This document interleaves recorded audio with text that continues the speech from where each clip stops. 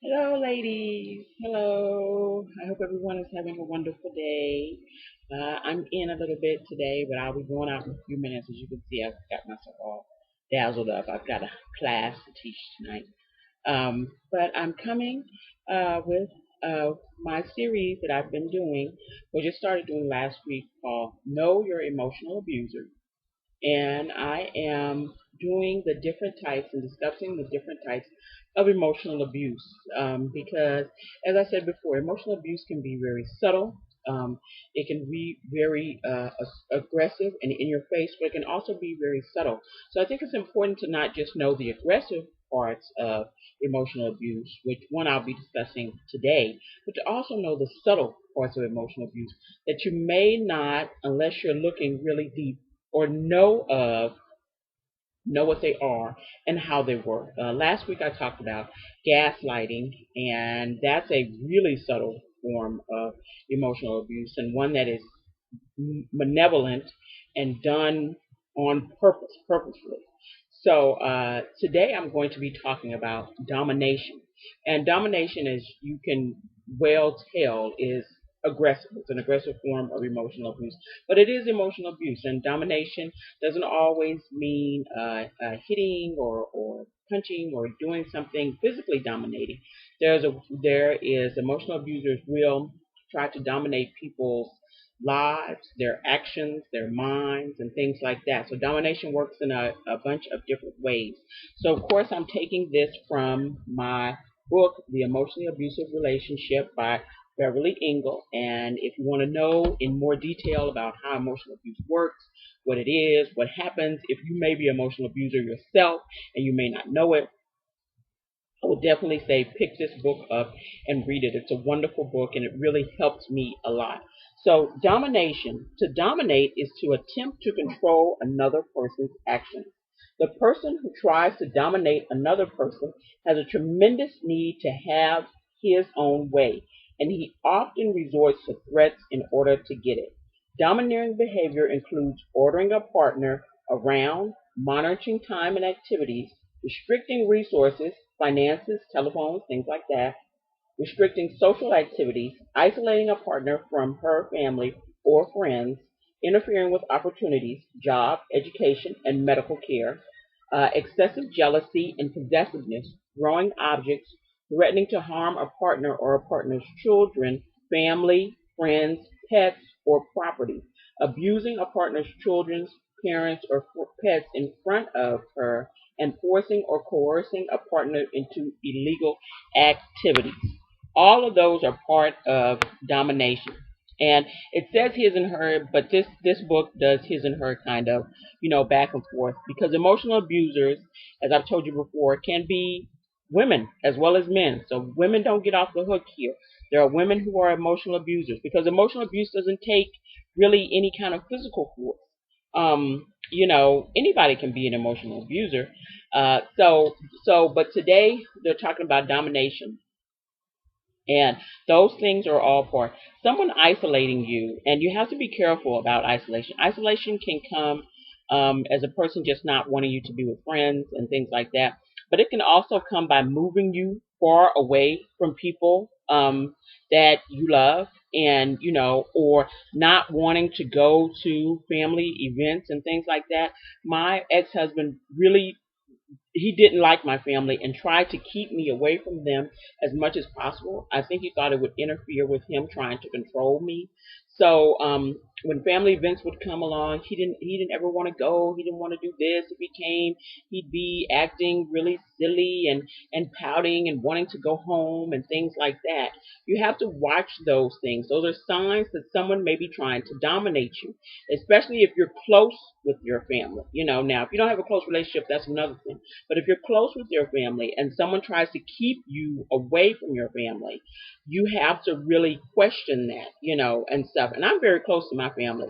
So someone keeping me away and not wanting to go to family events and not wanting to go to holiday events and things like that with my family, and I always did with his, but he wasn't very close to his family. But I always did with his. I never complained and stuff. I would just spend time with his family. That was your family, so it's okay and stuff. But wanting to do that and isolating you, moving you far away, moving you to places where you can't get access to things, taking control of bank accounts and bank cards, not giving you access to banking accounts, budgets, checkbooks, things like that, where you don't know what's happening to money, doling you out money as some kind of, as some kind of allowance or something like that, and really it being taken away telephones. I've known of and have heard of men when they left taking a home phone with them, taking the woman's cell phone with them and things, or taking a person's cell phone with them. Those things you have to be careful about. It's just a awful, emotional abuse. Someone threatening you, or threatening to harm you, or threatening to harm your kids, or threatening to harm your parents, although they may never do it. The threat is enough, and stuff to make somebody be so scared and so terrified that they just start acquiescing to whatever this person wants. Threatening other family members, threatening pets and stuff like that is just really sick. And that person you need to just get out of that relationship as fast as possible. Someone trying to coerce you into doing illegal activities and stuff that you would not do, and stuff. And I've heard of that from women too. Women doing drug deals for a man, and then the woman ends up in jail. And now uh, I don't even understand all that. No way I'm spending the night in jail for somebody. No way I'm doing any illegal activity with anybody. If you want to do that, you can do that on your own. You do that by yourself. Without me, we won't be together. But all that sort of stuff, and having you in the midst of that, which can harm you, if you have kids, it harms your kids and stuff like that. Yeah, no, that's not okay. And you should never, ever think that that's okay. That's not somebody, you're not proving you love somebody. Because the thing usually is a threat of, oh, you don't love me if you won't do what I say. But that's not love. Love doesn't ask you to do things you're uncomfortable with. Love doesn't ask you to do things you know are wrong. That's not how love works. And I want women to understand that in this case, nobody is going to ask you to do something or try to dominate you or take you away from friends and family, if they love you, and stuff. You know, my husband has a close relationship with his family. I have a close relationship with my family, and and we both love our families, and we love each other's families. So we spend time together. There's no way I would take him purposely away from his family. If we had to move for his job or whatever, or that would be okay, and stuff. But there's no way I'm taking him away from. And sometimes a little bit of a juggle to have to figure out who you're going to spend this holiday with and who you're going to spend that holiday with and all this sorts of things. But family should also understand that. And someone ordering you around, monitoring any behavior you have, someone's keeping tabs on you, if someone is following you and things like that, or the thing where where guys are driving by your house and people are driving by your house, that's just creepy. Okay, and stuff. That's not okay. That's not okay. I've heard of people putting tracers on people's cars and things like that. Like, that's normal behavior. That's not normal. Nothing is normal about needing to know where a person is 24/7. If you got trust issues, go to a counselor, go to a therapist or a marriage counselor and get those taken care of. You have some trust issues with somebody who has cheated or done something they weren't supposed to do and stuff. But if there are no trust issues, if you're not having those, then there's no need. I don't have to know where my husband is 24 hours a day. I don't have to, I don't, most of the time he tells me anyway. But I don't have to know where he is 20. Usually because I know. But it's not this thing where I have to always know. I have to be calling, or he has to call me, or we have to, if I go out with a friend, or if he goes out with a friend, that's just going out with a friend, and stuff. It's the things that where you haven't done anything to kind of deserve that sort of treatment, and then they're still giving it to you. You have an issue regarding domination. Someone who interferes with any opportunities that you might have. Someone who keeps you from getting jobs. Someone who keeps you from going to school. Someone who keeps you from getting medical care, which is just, it ought to be just patently obvious.